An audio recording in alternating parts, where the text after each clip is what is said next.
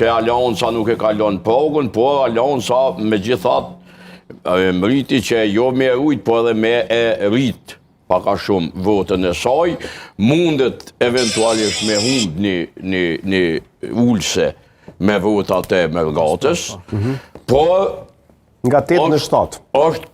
është një fakt interesant.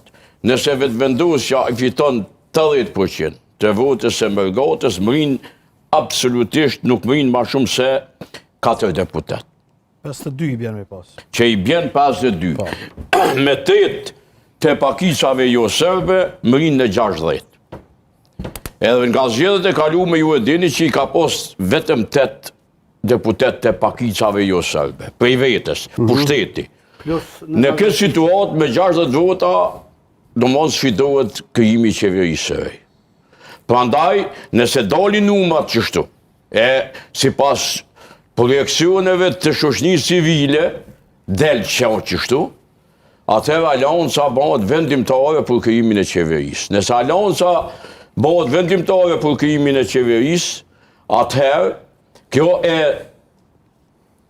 sjell një fakt të ri që zoti Ramush Haradinaj mund të jetë kandidat për president vendit me votën e vetëvendosjes. Por për këto i duhet domethënë biseda me PDK-n.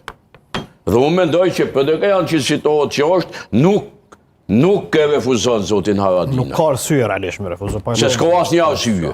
Nuk ka arsye ta refuzoj. Bile unë sot kum po statusa në Facebook të shumë njerëzve prominent Partisë Demokratike të Kosovës që kanë një lavdat, një laudatio për zotin Haradinaj.